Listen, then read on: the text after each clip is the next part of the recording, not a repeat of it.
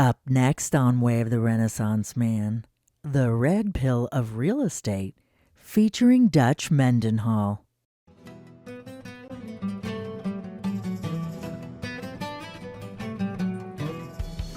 Welcome to the Way of the Renaissance Man podcast.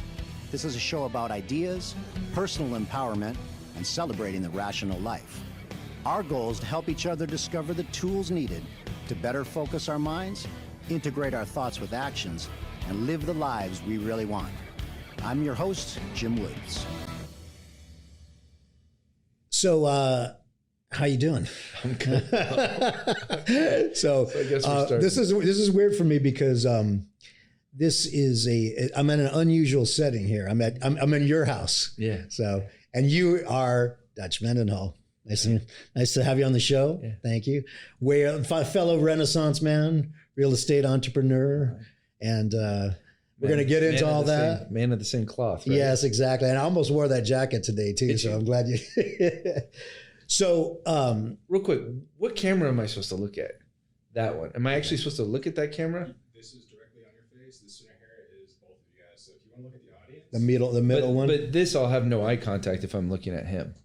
yeah, if you look at him, that's fine. That's fine. You guys, But There's I'll our have, money shot right here. but we'll have zero eye contact for me. you don't have to look at the audience. Concentrate on each other's conversation. Okay, good. The way we're capturing it, it's going to make you look. We're shooting in a direction. And you can leave all this in too. People will enjoy it. I would like you to leave that in. Okay. I just want to It's make just sure. behind the scenes I like stuff, to be man. respectful to the audience, right? Especially because it's my podcast, Right. but it's your studio, so Right. that's what I like. Well, it was kind of. I'm gonna have to come in here all the time to do this. right? Well, because like when we got on the phone with what is her name? Heather, right? Oh no, you're talking about Kim. Kim. We got yes, on the phone with Kim. It was like, oh, you're only 20 minutes down the road. Usually, like people are everywhere, right? So it's kind of cool. I was like, I thought, I was funny because that was ironic because I didn't know where you were, and I never. People find out where I live and they go, "Where's that?" And then you're like, "Oh, I'm in the Rancho Cucamonga, right up the street from my house." So, well, you're in Norco, right? yeah. So we literally just bought a house in Norco for the fund. Oh, right. Like 3 weeks ago. Yeah. So I'm like extra familiar with it. So right good. now. Well, I bought it about 10 years ago. So You're doing so well. things are going good for that. Yeah, Going good. I feel fortunate, but that's my only real estate that I have at the moment. But perhaps you could convince me to do some more. I mean, I'm always open, man. Like I'm a real estate dog. So like I see like deal. I see like I just want to dig in. Like You look at the world through the lens of real estate. I drive down the street and I see real estate. Like I see it's like the Matrix movie, like with all the numbers and everything. Right, like that's what you see. I see a building and like I see math. Like I see cap rates and I see calculations. Right, and right. I like to estimate income and You're the Neo of real estate. I wouldn't go that far. You But I drank like it. Saw that red pill of real estate. Like there's That's the name of the podcast, by the way. oh That'll be the name of this podcast. the red pill. real estate red pill Real with estate Dutch red Mendenhall. Well, better than the blue pill because I haven't had to do that yet. So pretty lucky. Okay, good. Well, that's another As I podcast get older, it might right there. become- That's another podcast. Might come someday as I get older, but Now, how old are you now? 42. 42. You look young. Well, I like athletes, right? So like I believe in like work performance. So I do like a lot of health stuff. So I believe Right. like we have a health coach, and so her name's Maria Whalen. Give her a shout out, right? She's a beast. Like she's been with. Does she do personal training and No. nutrition, It's all stuff diet. like that? It's all diet. It's all Okay. homeopathic, naturopathic. I got you. I haven't done pharma since 2009, 2010. Nice. So like no pills, no nothing. So I'm a decade plus. So it's crazy. In 2010, I was a 30-year-old burnout. So I was like hypertension, high blood pressure. I didn't feel like I looked good. Like my weight was getting up, right? Right. And You were working probably crazy hours. yeah, I was working crazy. You're building your empire. Well, I was working crazy, but not. There was a time in my life where I worked even harder, right? It's like I used, because I went that burnout cycle. Like, so as an athlete, I burned out, and then as a college baseball coach, I burned out, and like I realized I can't burn out. Like, what's the point? You burn out. What's the purpose? And so my health wasn't where I wanted to be, but I had slowed down work-wise a little bit. And even today, it's kind of like I work half-time, which 12 hours of the day. As an entrepreneur, do you work? But but I don't work because I love what I do. It's not like an intense work all the time. It's what you do. A lot of days I might not start till 9 o'clock in the morning. And then I know there's crazy people. I have a friend named Scott Myers. He starts at 4 a.m. every day.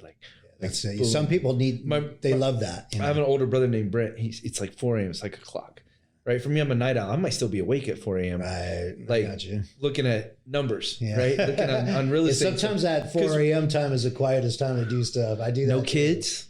Yeah, no kids, either.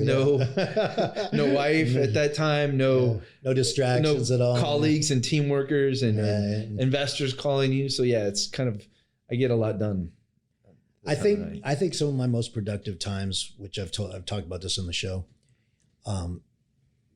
when we're really quiet, no other distractions. I mean, because it's so easy to get distracted by everything in the world. Your phone. I do deprivation tanks. Oh, you do? Okay. So let's talk about that my favorite. I heard that about you. My favorite deprivation tank's actually in Corona. It's right outside. Oh, the float state. Yeah, that's where I go. Yeah. That's float state. Yeah. That's it. I go to the one up in Pasadena too, but yeah, the float states. Do you do that one big salt bat, like the big? No, I like the big tight one or the little I like the one? small. So do I. I like no sound, no noise. Yeah, that one's intense. Yeah. Have you ever gone more than an hour? No, I've only gone like 45 minutes. I think I'm ready to go more than an hour. So I've done the full hour, but I'm ready to go for like 2 hours. How often you do that? Couple, like 2-3 times a month. Yeah, I need to get back into that. I go maybe once every 8 weeks. You got to go more. Yeah. I know. I would like to have one in my house. Eventually, I think I'm going to try to get everything like that, because then you could just actually. I know. I say that too, but yeah. But there's something about going to the facility, having them handle it. It's just like a break. Yeah, it's like that's how the gym's like that for me too. Well, it's just there's so much clutter, so you just clear it, right? And so it's like it's purpose built, like an onion, and you peel. Like you're peeling the onion, but if you're at home, there's parts of the onion that'll come back in. Regardless of how deprivation is, you're still going to hear things. You're still going to... Yeah. Well, you still know that there's your work is... Right? Yeah, somebody's out there next to you, Yeah, I agree. That's true. That makes sense. But my wife and I go. She'll go with me. She'll go do her own tank. And then afterwards we'll... Yeah, that's a good facility. I like that facility a lot. We're giving them a shout out, and we don't... An unpaid sponsorship right there. Yeah, they're cool people. So let's back up a little bit. Let's start. So I'll start by telling the story about how we got acquainted. So everyone knows that my professional life is I'm a newsletter writer, investment advisor, and I look at companies all the time, usually publicly traded companies, and I talk about stocks and which ones I like, why I like them, when to buy them, when to sell them, what options to buy on those stocks, things like that. But every once in a while I find good companies that are non-public and that are doing something interesting. Either they come to my attention through a third party or through my publishers. In this case, it was through my publishers. And they brought me your company. Okay? And it's a very unique company. I want to talk about it a lot. We're crazy because we're public but non-traded. So we're like the super hybrid. Right. You're public, non-traded. Yeah. So I wasn't sure if you're a private non-traded or public non-traded. Public non-traded. Okay. What's the difference for people who don't know? Well, public means you can publicly advertise to bring in investment capital, right? And we have to go through like SEC qualification. We have to go through auditors. We have to have. Yeah, I was knee deep in your SEC filing the other day. So we have to go through all the rigmarole, right? For the beautiful, amazing people at the SEC. Like, we love working with you guys, and the easier it goes, the easier it goes. Yes, exactly. But yeah, so we have to go through it, right? And we take it really seriously, making sure, because I think investor protections are investor protections for a reason. And internally, like, I know things that I want our people to know, but there's a reason why there's rules, regulations. There's a reason why there's auditors. There's a reason. So those things, for us are really important. But I also wanted to separate ourselves from all the competition that you hear out there. Like, your brother-in-law who's going to go invest in his first property, right? is different than $100 million, portfolio that has an SEC REIT as a part of it and is qualified and been through like the night and day difference for me. And so I wanted to separate from competition, but I also wanted our investors to feel comfortable, because I think that's stress. And if you heard, like from the beginning, part of my thing is like I like to eliminate stress from my life. It doesn't mean that I don't have stress in my life, but eliminating things that when they become non-factors for me, then frees up more mental space to do more things. And so this is kind of like the same thing with our investors. Like when COVID hit, I did, an SEC amendment to offer a guarantee for 2020. Yeah, the 5%. And to me, that was huge, because I just like wanted them to be comfortable, because people were scared. And it was a scary time in what would you say, from March to maybe July financially? Yeah. About 4 or 5 months. March started like, I would say like late February. Yeah. The bottom was March 22nd, I think.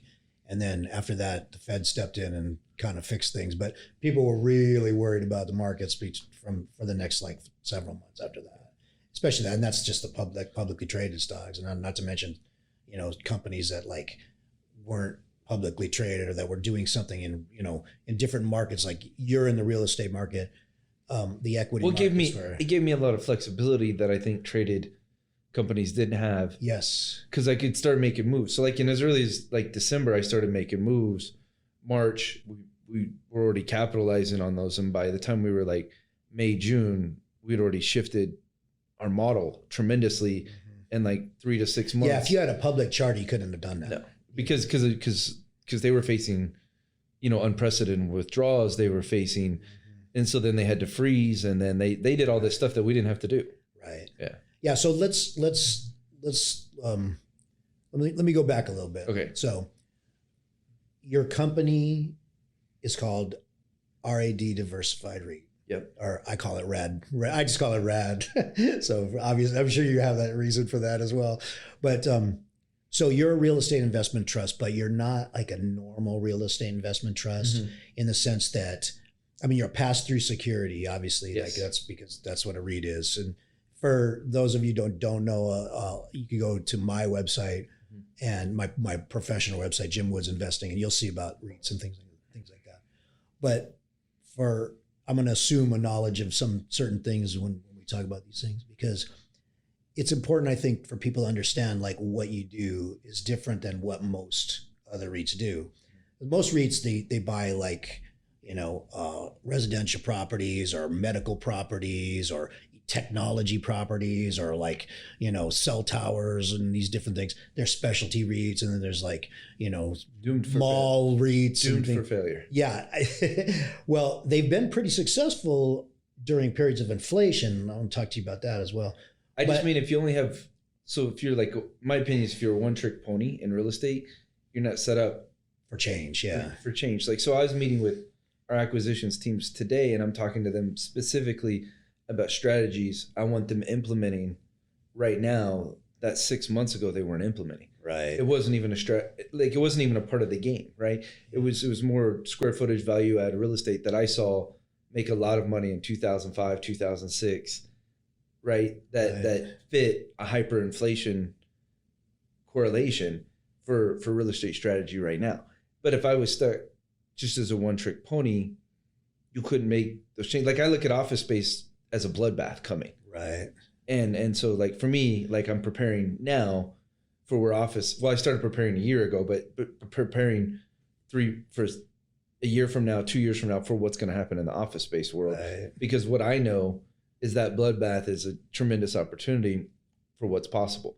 What I'm talking about is there's millions and millions of square footage of office space that's paid for, that's leased. Those leases are going to expire. Mm-hmm. Those landlords are going to pick those up at fire sales. Yeah, those landlords are going to be in a lot of trouble, and what a lot of people out there that don't know though is like there's one thing about office REITs that are there, and I'm not going to like name specific REIT names, but I'm telling you right now, there's office REITs out there that are buying and selling from each other and pushing valuation. I'm telling you, like I've seen it in the marketplace. A little internal market manipulation there. But when those leases expire and they stop having cash flow, and that's going to show up on P&Ls in different ways, they're going to have to start selling at some point in time. And at a discount. Yeah, because otherwise you're going to have like what they have in China, which is, massive 100-story buildings that are completely Well, empty. that was that whole thing. I mean, that's one of the things that I wrote about this in my newsletters, that whole Evergrande blow up. And I knew that the Chinese government would backstop it because they always do. They know it's in their best interest not to, or to keep everything solvent. So I figured they would do that. So I wasn't really worried about that. And from an investment standpoint, how it would affect the grander market. But you wouldn't want to be in Chinese real estate either. No. So, and they just built so much over the years and just have so many ghost buildings. We went there like my wife. Did you do any business there? So we have a lot of Chinese investors, which is interesting because they're Chinese Americans and Chinese Canadians. And it's interesting. We had a Chinese influencer who kind of fell in love with our REIT and just started sharing it on his like YouTube channels and different things. And so we just have like probably, a few $1 million in investors from Chinese investors. So it's fascinating. So we actually have subdocs translated into Chinese, and we have websites translated into Chinese. And it's interesting because I have a lot of dislike for the Chinese government. Right. And so I reach into this like middle zone, with being, politically correct with it and stuff. But, facts are they have a 2049 plan to overthrow capitalism. Right. And if you're not aware of what's going on in the world, right? I mean, it's a weird world we live in right now, man. Yeah, it was somebody said this. And I'm not even I've never been a conspiracy. I've never been like a end of the times kind of dude. But like, man, this world's it was funny. I heard somebody say this recently on another podcast I frequent, and the guy said, if you would have told me in 2014, or 2015 that like in 2016, this person would be president, and then we'd have a pandemic, and we'd have like financial issues, and we'd have like a polarized society worse than they've ever had, and all this other craziness. You would have thought the person was just, making up some like bizarre, like, dystopian scenario. Right? I mean, I'm pretty apolitical, right? And like I don't, Trump buy. That's one reason I like being non-traded. Neither one can affect my stock price. Yeah, that's true. That's true. Like what they say, like Bezos, Musk, like he's crazy. What? Yeah, one tweet can move a market whatever way. You can't affect. But for me, like my wife and I were talking the other day, and I'm like, man, Biden hasn't even been president for a year yet. Like we've been through a lot. It's been a lot in this 11 months just while he's been president. Right. It's been a pretty insane year. Yeah, right? It's been an insane year. It's been an insane, last 6 years or so. It's been, I mean, some of these things. I mean, maybe it's just because we're biased because we're living right now. If you would have lived in 1968, they had a bunch of weird social change at that time as well, and late 70s. But it's our life now. Right? Exactly. Yeah. See that's we follow and also people tend to like suffer from like a recency bias, like we're living through it now, so if this is the worst time or whatever this is, or it's the best time or whatever that's because we're here. It's our time. Our philosophy of like thrive during the bad times, thrive during the ugly times, right? But in 1819, that's just a philosophy, right? Like you're doing business, you're operating, you're functioning. It's one of our philosophies, and we do things accordingly when it comes to business. But now it happened in 2020 with the pandemic, 2021 with inflation, 2022 hyperinflation, right? Now it's like we're living it. And I always say, for me, with our business, like there's, you see like the movies where like the lights go off in the city, like and like for grid failure. But for us, like as the lights are going off in different things in part of the world, I feel like with us, like our lights are coming on. It's like everything that happens is causing another light to come on. It's like right. So, but that's interesting. It's just like it's a reverse insight into my mind, but it's kind of how I like that. I mean, that's works. you obviously have like an optimistic nature when it comes to taking. I mean, and I'm similar to that because I always tell people this. I said like, hey, it's easy to be optimistic when you plan for the worst.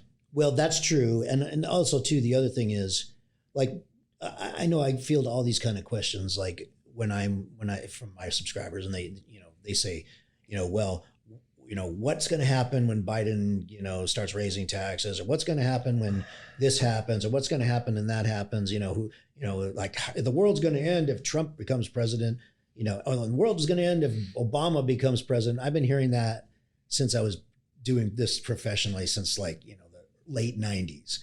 And I always tell people, if you make the right choices for the circumstances, it doesn't matter what goes on, because sure, there might be some difficult times that are are more straining to navigate than other times, but you make the right choices as best you can, and you're going to be fine. You keep your eye on the prize, as it were. Companies with earnings, companies that are, doing well in the market, companies that are, that are serving a proper niche. If you know what to look for, those companies are still going to be there, like no matter what. In a way, we went through about as big a financial meltdown. Yes. Much bigger than the pandemic, which everybody thought. Yeah. Financially. No, right? Pandemic was financially was a breeze compared to, the financial crisis. My thing is like, you just got to keep making right actions. Yeah. Because you can't control anything else. You can't. That's exactly right. You can't control anything else. I believe in this compound. So we both understand compound interest. Right. Investors, you guys understand compound interest. But I look at so many things of life as a compound effect. Right. And so like these cycles that we're running through, everything's compounding because of technology, because of computers, because of the first compound effect, I think, is history. And so when we started having recorded history, we started having the compound effect of passed on knowledge. Yeah. For so long, passed on knowledge was just the word. Right. Yeah. The verbal tradition, the oral tradition. But then it went from word to written. Yeah. And that accelerated the Industrial Revolution. It accelerated technology, accelerated the Renaissance, accelerated so many things. As a bit printed, right? Painted, became more and more formalized, became more and more duplicated. And then you had typewriters, then you had printing presses. Printing press was the number one, probably one of the most, if not the most important. And if you look at each of those, ability to record history and then capitalize on history, you saw these accelerations. And so computers just took it to a whole nother level, because now you're not just compounding history, you're compounding technology. Right. And before, you weren't really compounding technology, you were just studying technology, studying history. But now the technology starts to stack, and you see the compounding effect. And so I think it's an interesting way of looking at it. I think it's with money too. It's like these cycles, they're compounding and they're happening faster and faster, right? It's kind of like an inflation standpoint. And I think it's the same thing with the market, same thing with politics. Like everything starts to compound faster and faster. And in the US, we're more susceptible to it, with every 4 years having a political turnover, or every 2 years having political turnover, than you are where they have, a totalitarian state with a 100-year plan, or right. Yeah, that is one thing that I think, that is one big downside of the way our system is structured. Everybody is running immediately as soon as they get elected. They're running for another term, and so especially in Congress, they have that every 2 years they have to have to secure their job, and then in the Senate it's 6 years, and the presidency is basically like, I'm running, and then I'm running again for the next time, and then I'm and most of the time that's why I'm just trying to survey the field. I just want to survey what are they doing? What's gonna happen? What are they gonna do? Because then I can adjust accordingly. I knew when Trump's first executive orders was a lot of people don't realize it was loosening up lending and real estate related. Right, I looked at how that was going to affect. That was definitely a positive, for real estate. For real estate, for sure. For the investor, for the homeowner, maybe not. Yeah, because it causes prices to go up. Right? That's true. Yeah, but it is good for them. It's bad for them from a tax standpoint. It's good for them from a value standpoint, from a personal wealth standpoint. Yeah, there's a yin and yang, right? Yeah, exactly. And even with when Trump did that, that's a yin and yang. With Biden, continuing with the foreclosure moratoriums as long as he has, right, and continuing with the eviction moratoriums and different things, right? For me, there's just a yin and yang with it, right? I can't determine what those guys up there are going to do. So for me, I just realized with the foreclosure moratorium, we have, tons and tons of tenants. So it's how do I handle them? What do I do with them? How do you handle respect all them? that? How's that? We respect them. Respect them first over anything else. Just respect. Same thing. It's like when I deal with investors, respect them, right? So what we did is we sent out, a letter just saying, hey, we're aware of what's going on in the world. We want to, work through this process with you. You approach it with compassion. Yeah. Call us, talk to us. We put people on payment plans. We helped people with rental. So we did a lot of work, and I have to give Molly from our director of property a lot of credit. She really, helped them with rental assistance, helped them with payment plans. And we even exchanged a mural for rent. So one of our houses has a big wall right next to it. Right. And so she painted a mural on the wall, which is amazing. One of the tenants, you mean, in exchange for rent? Yeah, in exchange for rent. Yeah. But it's just like, like if you want to be a dick, you're going to get dick results, right? If you want to be a jerk, right? If you want to, that might be the most well said thing I've heard on this podcast. People are, right? People are. And I'm like, I don't get it. It doesn't mean you don't have boundaries and strict rules. Right. Of course you got to, sometimes you just have to lay down and there's hard lines. But even when you're laying down a hard line doesn't mean you can't do it with respect and dignity and appreciation. Like we have all the time, we buy a foreclosure. Right. And people can be mad. And I didn't foreclose on you. The bank did, or the government did. All I did was buy a property. Right. Here's what the parameters are, right? You can rent back from me. You can buy back from me. How often does that happen where they rent back from you? Fairly often from foreclosures. Because we'll sell or finance it back to them. They don't even have to go get financing. We'll try and create a healthy relationship for people that are, their lives, what a foreclosure is most of the time, most people who've never been through it don't understand the psychology of a foreclosure. What a foreclosure is someone who's stuck in life. Right. Very rarely is a foreclosure just because they couldn't financially afford it. Right. And 08 was a whole different game because houses were way over leveraged. And so it was a different thing. That was a creation of the industry. Yeah, itself, when you say my house is worth $400,000, I have an $800,000 mortgage. You're a moron not to walk away from it, right? So you should. Exactly. Yeah. But in a traditional economy, a foreclosure happens typically because somebody's gotten stuck. I use a lot of people have been through grief before, or they've been through the pain of grief, and you think about the worst time in your life where you were grieving. It could be job loss, family member died, whatever. You kind of went into this state of where you weren't progressing, you just kind of got stuck, and maybe it's easy to be emotionally stagnant when you're dealing with something. And sometimes it could be months, sometimes it could be years that pass for people where they're not present in life. Right. And lots of times with foreclosure, it's addiction, it's mental health issues, somebody's passed away, right? You can go some of the other reasons, divorce and medical issues. That lots of times. I'm not saying always. Could be some of those things are compound on each other too. At the same time, and that's when you really have issues. Nothing's always right. It's like if you said the furthest form of the right is the Proud Boys and Nazis, and the furthest form of the left is Antifa and socialism and communism, right? But the other 90% of us are somewhere way in between, right? Exactly. It's the same thing with foreclosures. There's ranges in there, but like anything in life, you can't say there's an always rule. Right. Well, that's interesting though, because I wondered how that was navigated by people. And I knew that people, I knew that I have many people that I know that have, properties, multiple properties, but they don't run a fund like you do, but they're independent real estate guys. They have office properties and portfolio. They have their own small portfolio. And some people struggle because they don't have the tools, right?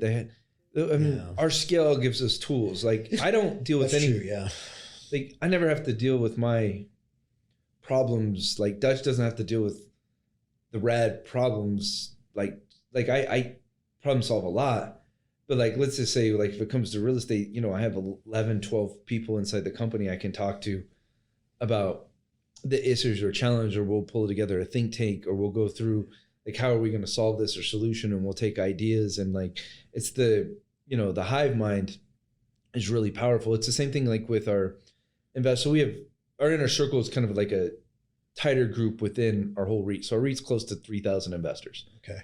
Our inner circle is about 200 investors who've been with us a long time, who have invested a significant amount of money with us and stuff. So like we do retreats with those guys a couple times a year, and it's like, you know, we bring up issues like this. We have one coming up in February. We're going to be talking about inflation and hyperinflation. We're going to be talking about, it's interesting, our survival project, which is one of our great investment return vehicles that we've done. Yeah, I was looking at that, and I wrote about that, and that came from an inner circle member. Interesting. The idea, the concept, he said, Dutch, I invested in a penny stock one time and I made a 1,500% return in it. And I said,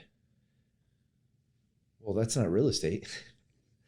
He said, but what if it was? What would that look like? Right. And so when I started looking at ways to combine business and real estate is the only way to do that, you know, to accelerate, you know, income that way and stuff. And that's where the survival project came from, was kind of that thinking from him, just him coming up. Yeah, I like the numbers on that project because, you know, just so no one knows what we're talking about right now, but you have this problem, this project. It's called the American Survivalist Project, and what it is I think you have over 2,000 acres of land, okay? And well, there's some updates to that. So so we just so we're over 20,000 acres of land for the Survivalist Project now. So you are okay. So one of our, I thought it was only 2,000. So it was. Okay. So one of our inner circle members owns 17,000 acres, and he's made his 17,000 available. This is just something recently? This is just the last 2 weeks. Okay. So he made his 17,000 acres available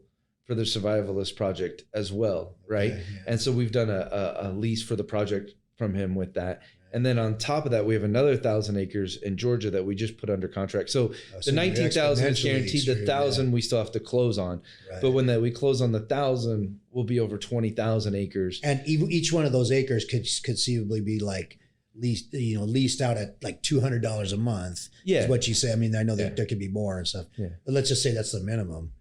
And then so at 2,000 acres, that's like 4.8 million a year. Correct. You know, and that's what I was writing about. Go back and run that on a 5 cap. I'm gonna have to do that. I know. Exactly. 10 cap's 48 million. Yeah. There's cost though, but still. Yeah, I understand. But but the original investment was only like 7 million. Yeah. So, you know, do the math there. That's pretty good cash flow. I said this to my wife one time about that deal. I was like I'm good, but I'm not that good. I was like in this situation, like I'm good, but God, you know, put his hands into this one. Like, yeah, like there's a little guardian angel was over there, right? Like, and as like the 17,000 acres, right? Like that we have an investor who already owned land, who wanted it to be a part of the Survivalist Project, right? And you know, he's not giving it to us, right? Of course, yeah. But he's given us a long-term lease, you know, where we're having to pay almost nothing as we build out the income, and then we'll buy the land as it progresses. But we'll be running similar kind of margins on the full game. And so the purpose is to have every region of America covered. Right, you know, right. So yeah, because they're in different spots and not just in one location. Interesting. That's interesting. Yeah, I might have to update that. I mean, you can. I mean, we'll see. Yeah. I mean, well, for those that don't know, which is everybody, I guess. I just wrote a big, you know, like 15-page report on what you guys do. I don't even think I've ever even written 15 pages. That's what I do, man. I mean, there's a lot of graphics though. Like our SEC qualifications, like 150 pages, but like I didn't write it. Yeah, right? I got you. Yeah. Those lawyer attorneys did.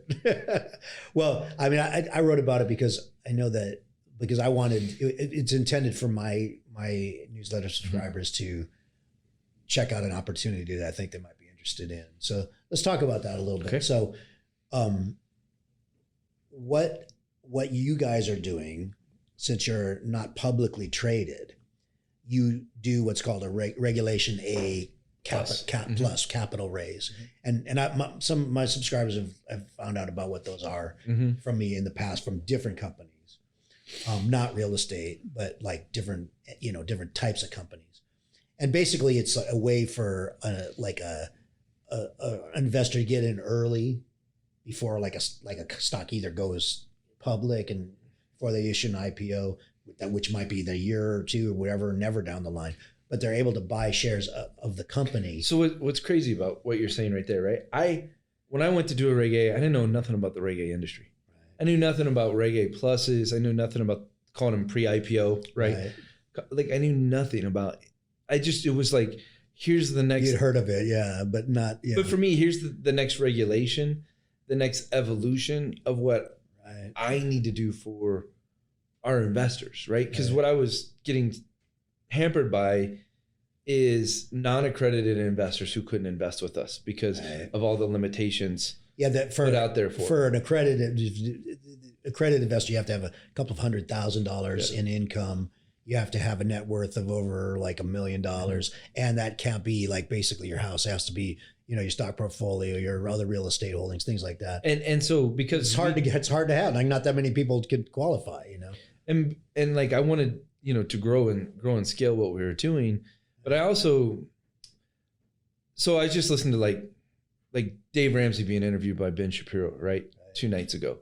And I'm not like, no disrespect to Dave Ramsey at all, right? But I'm not in agreement with what he was sharing with people, right? And for me, to build wealth, to build retirement, to make money goes way beyond what was being shared. And I have different views on it. Maybe there's there's different ways maybe to there's a lot of different ways to approach these things. But I wanted our voice, our message, our thought process on like, hey, here's how you accelerate money. Here's how you make your money work for you. Here's how you utilize the tax code correctly so that you're, you know, paying the amount the IRS is supposed to get, not what they get because you don't know what you're supposed to know, right? Yeah. So here was my philosophies behind it. And here's, you know, and then like, so when I watched Robert Kiyosaki commercial late night when I was in my 20s, long time Rich ago, Dad, PBS, Poor Dad thing, PBS.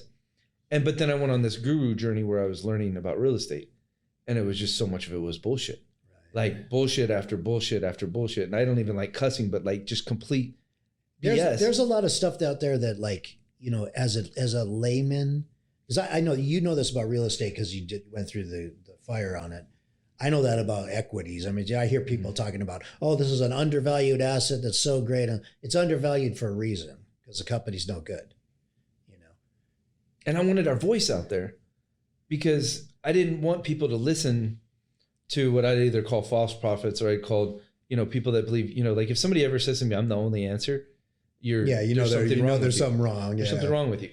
And so like, I believe in the exploration of wealth and I believe in other people's exploration of wealth. Right. And you and I, like, I don't know, compared to you, equity, stocks, I mean, there's like, you know, there's people out there that know crypto and there's people out there. Like I know real estate. Yeah. That's my thing. That's an important thing to understand. Like, I mean, you know, the whole concept of Renaissance man is to know a lot about a lot of things and try to live life as intensely as you can in every moment. But you cannot be an expert at everything. And you need to know that about yourself. You need to know, you do that whole stay in your lane thing. That's important, especially when you're making important decisions for other people or if it's your business. Because I don't know what you do other than, you know, like I don't know the details of how you do it. I know what you do, but I couldn't go out there and do it. I'll tell you everything I do. Yeah.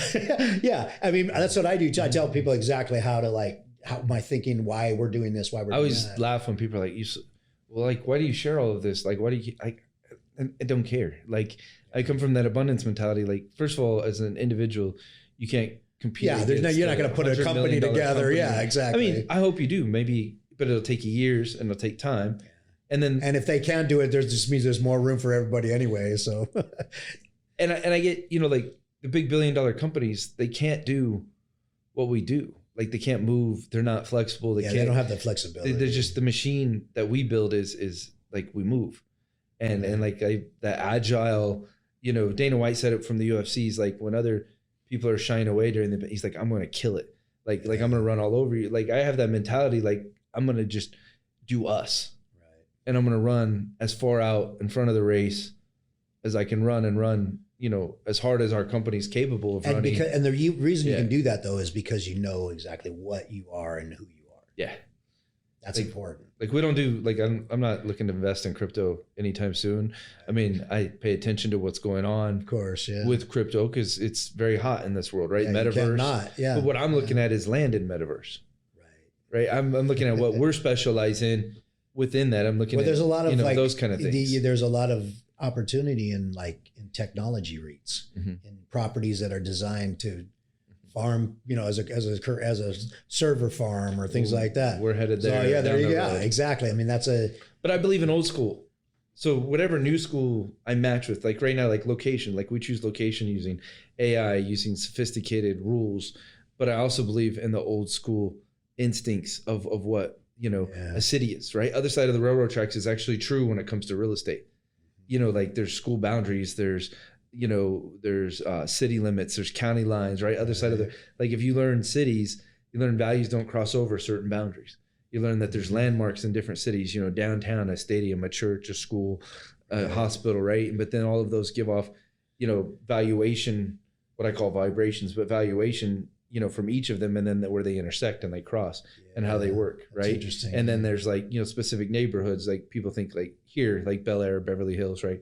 That kind of stuff, high end, but you also have, Watts and Crenshaw and, those are all different landmarks in themselves as because of their names and because they've created this demographic. And so like when you do property evaluation, right, understanding the old school, because Zillow got killed with the new school.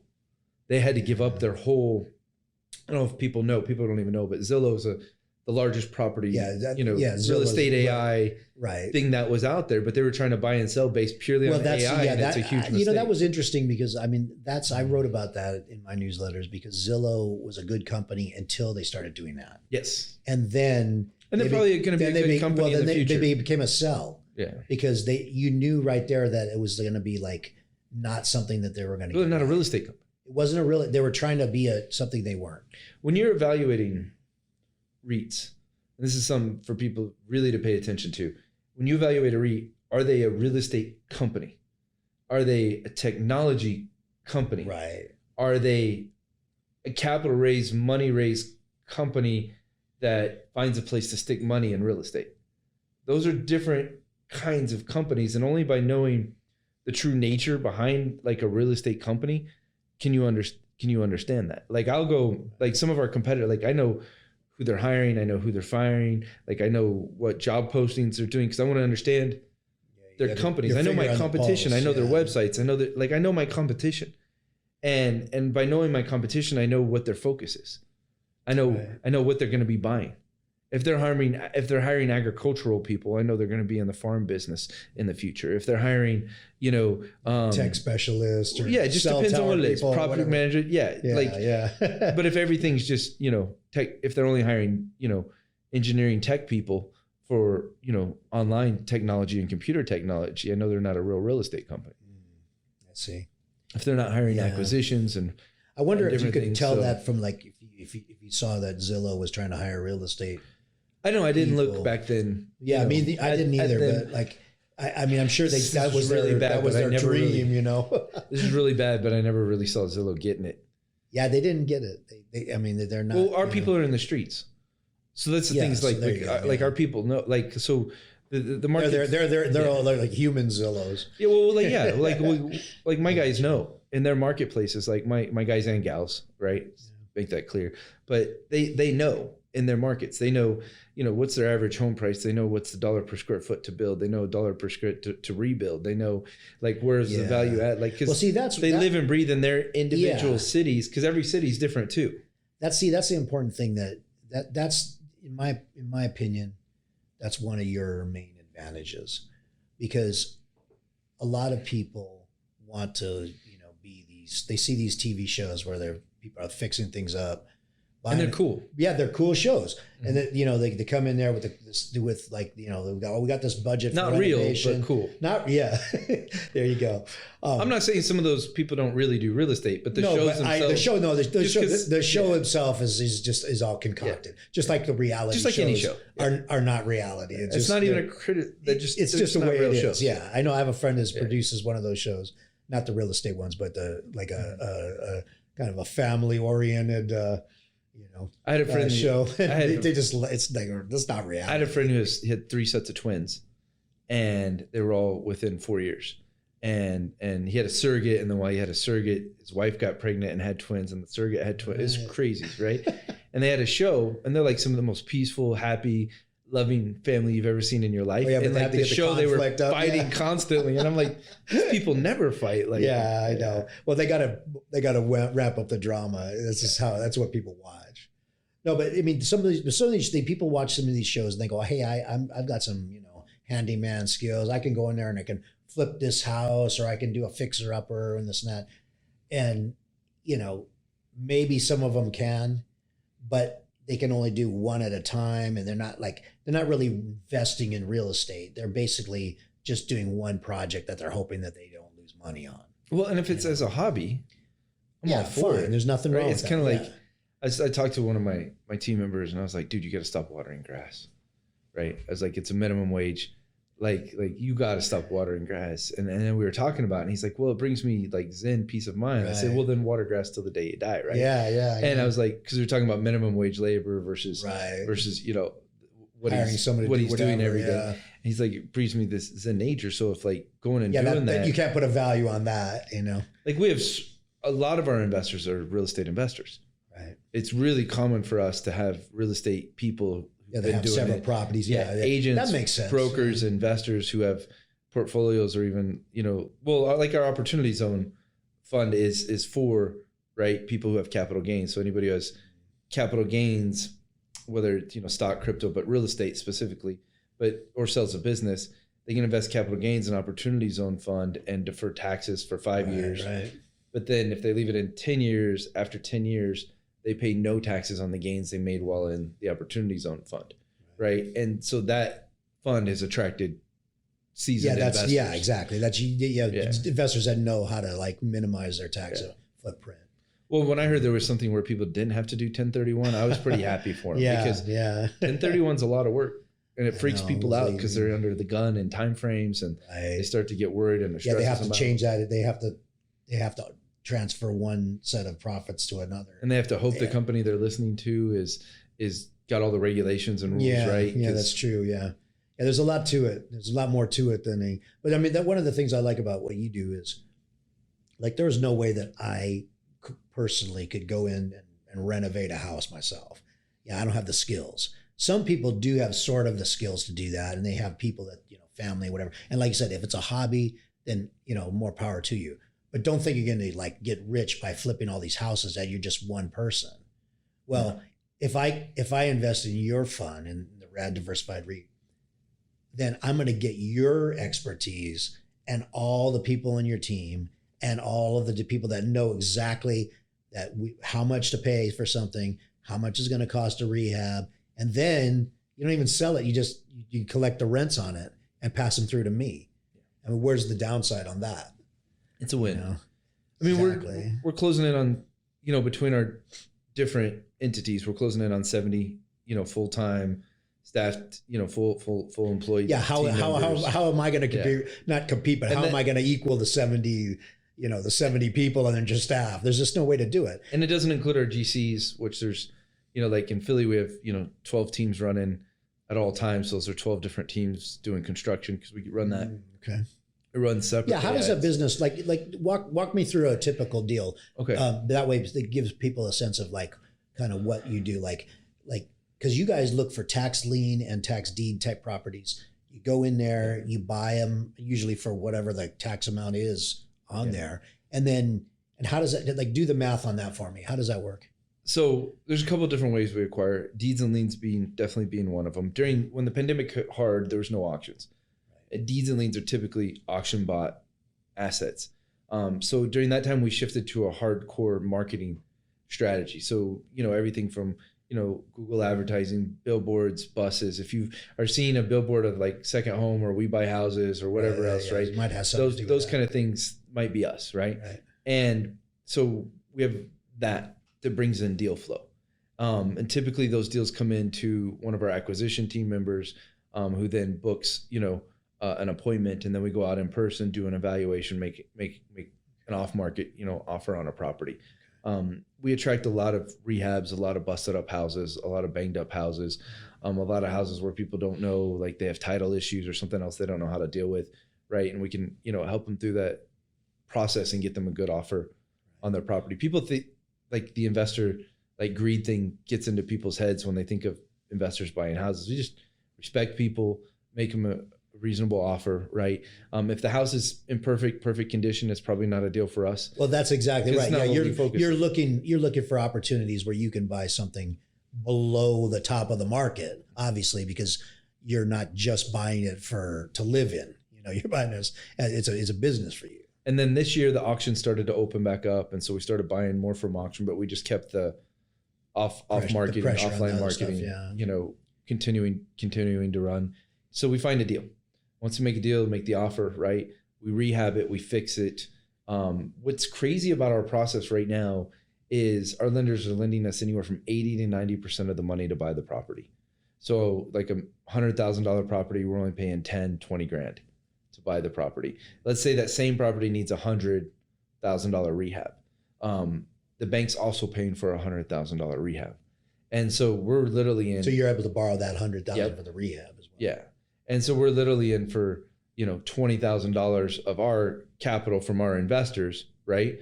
On a $200,000 project. Now let's say that property doesn't have to have some crazy insane margin, right? Let's say it's worth $250,000, right? And so now we're in for 20 on a $50,000, you know, return on investment. It's pretty insane. Now, all the seasoned investors are like, what about FUD factor? Guys, I understand FUD factor. There's closing costs, there's real estate fees, there's mortgage points on the loans, and there's other things, right? But, you know, our average, you know, individual real estate deal itself makes anywhere, you know, from 50 to 60% right now, which is crazy. Now, people are like, well, how have you made 36.7% last year, 30+% this year? Because a lot of other costs, the advertising, marketing costs to bring the deal in and other things chew that up, right? But you know, all our returns are after our REIT has made our money. All the published returns are all the money the investors are making, the investors have made. And then we rinse and repeat. That's a net return. Net return. Yeah. And we rinse and repeat, and we do the process over and over and over. And so my goal is if I can cycle the money twice in a year, right? Which means I've invested the same capital into this property, sold it, and then that money cycles and goes into this property and does it, then I'm making higher returns. But we also hold and build a portfolio so that we have cash flow, we have income coming in every single month. Well, when you say, are you talking about the houses that you flip like? Yeah, there's houses we flip and there's houses that you like also. Yeah, I was wondering about that because we're reading the market. Yeah, I knew you held and rehabbed and then rented back out to people at high, you know, at market rates because your in cost was, you know. Yeah. And that's about 40% of our business. Okay. And that's a machine that runs in 5 different cities across America. And, you know, we're looking to, you know, we'll start the 6th and then the 7th city. We could run it in 100 cities, but that machine works and it never stops. Our biggest city is Philadelphia, where we just happen to have our longest running, you know, best team there, right? And I'm sure some of our other teams are like, well, we're going to catch them and beat them. Let's set up a little competition. We had a month in August where we did 30 deals, you know, in Philadelphia just in August, and you know, but then there's another portion of our portfolio is made up with like the I call them like the randoms, right? So funeral home, daycare, and then our multifamily, but small multifamily, so like 6plex, 4plex, 9plex, 10plex. You're not right? into the big 200plex type of. The numbers don't make sense right now. They might in the future, but big commercial is for lazy money. And that's what I've always said. Like A-class office buildings is for lazy money. If you want to make a 5 cap return, great, thumbs up for you, right? I'm not interested in losing 15% because I only made 5% this year with inflation, right? So, our returns, I think, you know, will continue to accelerate 2022 beyond what they are now because of inflation, right? Yeah. Our returns we have right now aren't inflation returns. They're like, we built that during, what you see now was built during the pandemic. Right now it comes out right now. And then what we're building right now, you'll see come out in 2022 and beyond. And so these action steps, it continues to accelerate. And then our farms. And so the other, you know, 30, 35, 40% of our portfolios are income producing farms, which is where the American Survivalist Project is. So we find farms that aren't run correctly, that aren't managed right, that could produce a lot more income. We go and buy them. We get the income pumped up in them. But then on top of that, we take our American Survivalist Project and the monthly income that comes in from that. And that kind of is like, people own those. It's like steroids. It boosts the income tremendously because in the world today, you know, people love that project, and it's just, you know, we never planned for that project. It just, It's an interesting idea. I mean, because I know took off. I know a lot of people. I mean, I know several people that moved from Southern California to like Idaho, and they wanted to kind of be not off the grid all the way, but they wanted to be able to be self-sufficient, you know, and in case something. So me personally, happened. I have no interest in being off the grid. Me either. Right? Yeah. I like the grid.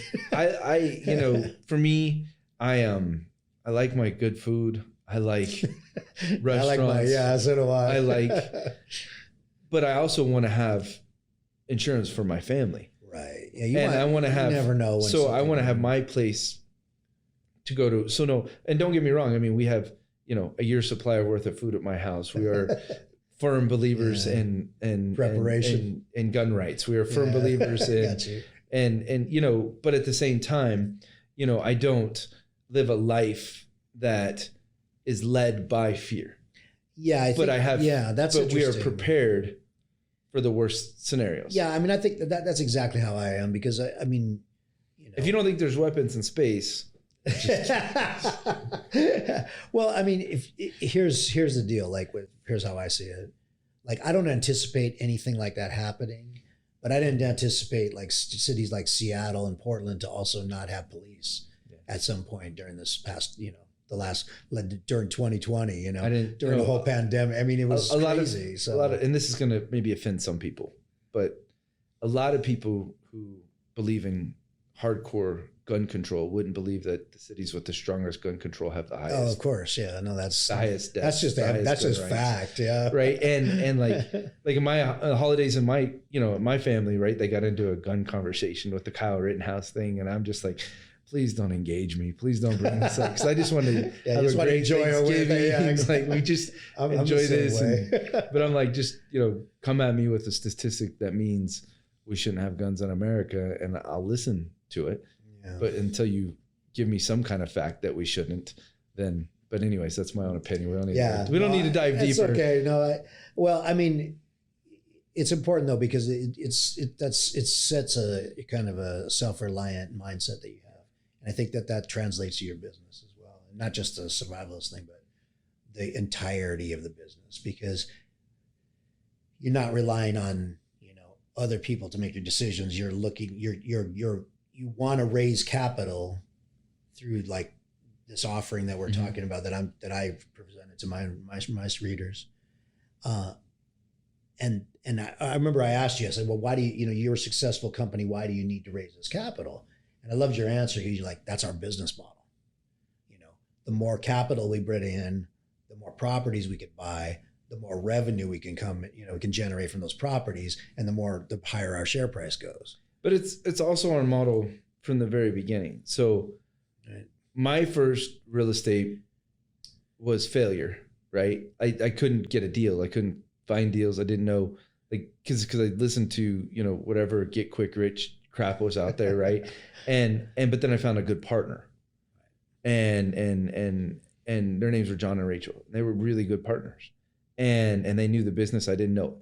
They're better at the business, you know, than at that point I could even imagine being, right? And I added something to what they were doing, right? And they were my first partner. And then I did real estate over here, you know, while I did my consulting business, and I consulted real estate companies and real estate thought leaders and real estate, you know, investors and those kind of things for a long time. Did like a full immersion thing in the whole business. And eventually I started saying, like, well, enough of this. I'm going to go ahead and educate and train myself. And so I kept doing my real estate, and I did my education. And then eventually our investors came to me. I mean, our students came to me and said, Dutch, can we invest with you? And I was like, first I was like, well, that's like a lot of weight on my shoulders. And I didn't want eventually it wasn't a long time, because I believe in being service-minded. And I said, okay. And so originally there was like 21 investors that were on one of our, you know, buy experiences or buy trips, right? And 20 out of the 21 invested with me. By the way, 4 years later, the 21st invested with me too. And his name's Ron Johnson, right? And I love him because he's a member of the Secret Service, right? And he did a lot more due diligence than most people on us. Yeah, I bet he did. Yeah. And great guy, right? And he's been invested with us now, you know, 5, 6, 7 years, something like that. And I mean, great guy. And so they invested. And then that's when we opened the first fund. And then we kept doing that. But we realized we kept running into these walls of raising money because of regulations. And that's why we became a REIT, was to overcome the regulations. And so our whole model is, we raise money invested into real estate. That real estate makes money, we pay our investors. And it's a mutual relationship. And so I've just found over the years is just the model, of business that we created. And I love it because I think, first of all, I'm the largest investor in the REIT. I'm the largest investor in our funds. See, that's important because you have to have skin in the game, as it were. But it's more fun for me when it's like, I'm a team sport guy, right? Like, so Right. played baseball, coach. You're a baseball like guy I just, for like the it's early more, years. it's right? more fun for me. Like maybe it's just like, I tell my wife, if you tell me nice things, if you give me affirmation, I'll do anything for you. Right. And it's like, I feed off, our investors being happy and satisfied. And I learned a long time ago, making the money is not enough, right? You have to, satisfy them in different ways. Right. And so like where our investors are happy is like our transparency calls. So like every month we do, investor calls where they can all ask questions and we talk about deals and different things. And then there's other things, that I've just realized over the years, in the beginning, we just did paper statements, and every quarter they'd get a paper statement. And, that was how they got it from accounting. And now, we had to do online. It's not as engaging as it is. We had to make it digital. We had to make it online. And, we're working on an app, right now. Cool. And, even though I'm a real estate guy, I'm aware of addressing the needs of investors at all times because the investors, everything's fuel. And so for me, I've always just been a collector of resources. And so the investors are fuel, the real estate is fuel, and then that fuel together, makes money. Yeah. Well, that's the thing. Like, you're a lover of business. I think it's fun. So do I. And that's the thing. That's what I always tell people in the newsletters too. Like, if you're not having fun, like trading these companies and doing things, you don't need to be you don't even need to be a subscriber because we're here to have fun. And obviously when you're making a lot of money, you're having a lot of fun and you're making the right choices, but you're not always going to make the right choices. I don't know. Making a lot of money can screw up a life. Yeah, that's true. So if you have your foundation, if that's all you're interested in, yeah, like you are who you are, right? So if if you do what's right, like we give the Joshua House as a part of our REIT, right? Yeah, so it's for abused, neglected children. Yeah, I know. I'm familiar with that. And Amy and Amy's my business partner. He knows about Amy, but you guys don't. But Amy's this incredible woman. Not my wife. Her name's Vanessa. But Amy's this incredible businesswoman. My wife Vanessa's an incredible businesswoman. But we give to Joshua's for abused and neglected. We're both adopted parents, right?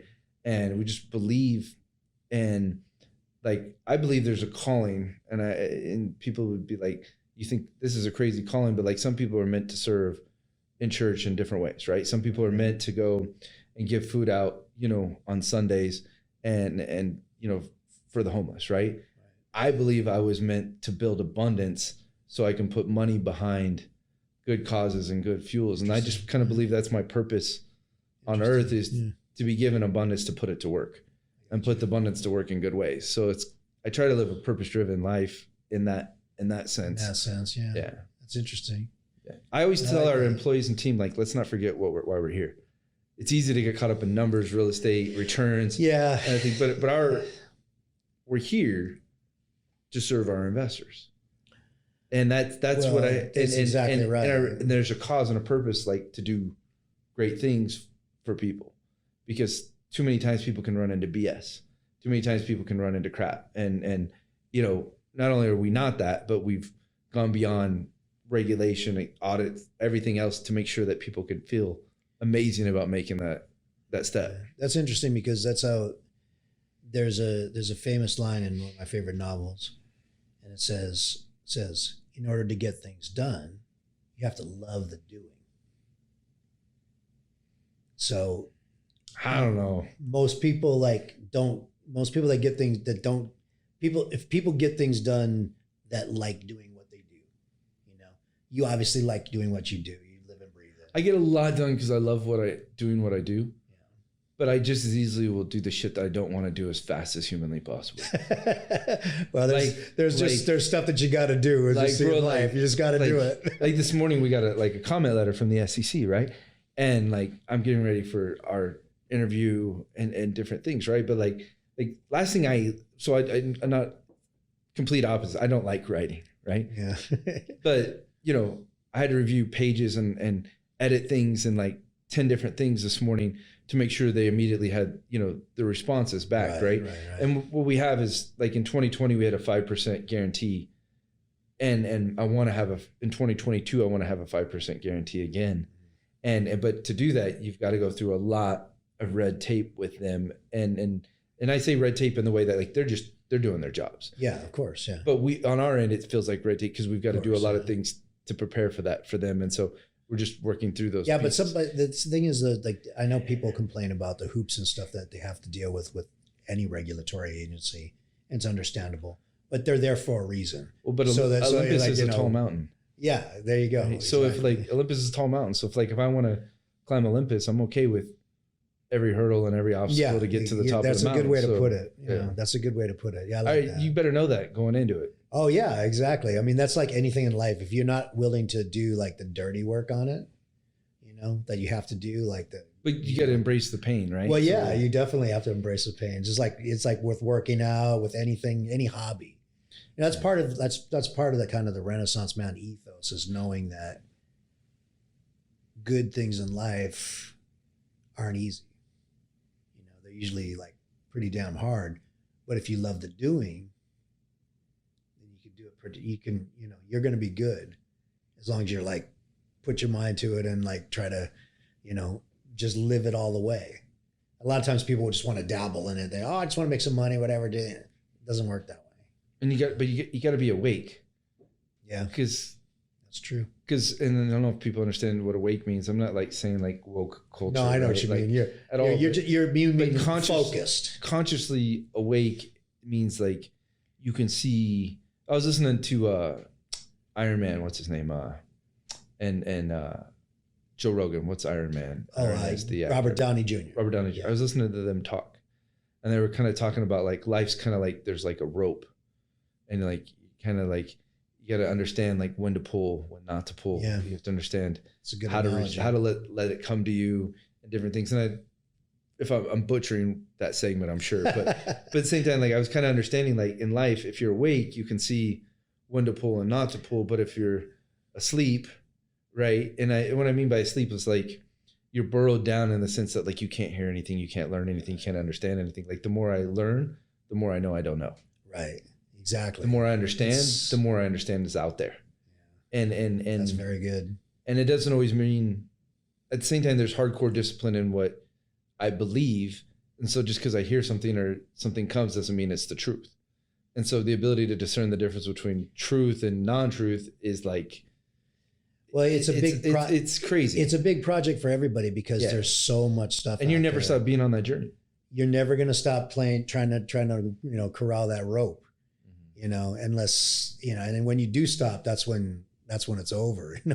That's when you just got to let somebody strangle you with the rope. That's when boredom comes. Yeah, exactly. So nobody really wants to retire. No, I don't. I know. I tell people that all the time. Like, when are you going to retire? I'm like, never. I'm having too much fun. When they make me stop. Yeah. Yeah. Exactly. That's even if when they make me stop, I'll probably still try to do it, At least I'll do it in vain. We'll have to set up our own little, organization. Pod. So exactly. Okay. So I'll wrap it up here. I'm ADD as heck too. My mind never stops. So we have that same thing in common. So tell my listeners exactly if they want to get involved with your company. They can actually invest in your company directly, and you don't have to be a accredited investor or anything like that. I'll have some links on my on the site here. Yeah. But tell people exactly where they go and exactly how they would go about doing that, and tell them how they can get into your world. Yeah, I mean, just click on the links, right? That's easy. I mean, you'll be on the raddiversified.com, and there'll be a / right, in order to make sure that you're directly able to invest from where we are today with the relationship and the world. The bottom line is look, we're going to be there every step of the way. We never stop working. We never stop fighting. I love our investors. Our investors, we create a unique dynamic relationship. And I think we've been doing this a really long time. And, RAD is a unique team of people. My longest term, leaders inside my business, my leadership team have been with me, most of them been with me 6, 7, 8 years longer. It goes so much beyond me. I love what I've been able to inspire, but it's gone so much further than what I am, today. So, for us, we're SEC licensed. I mean, not SEC qualified. We are audited.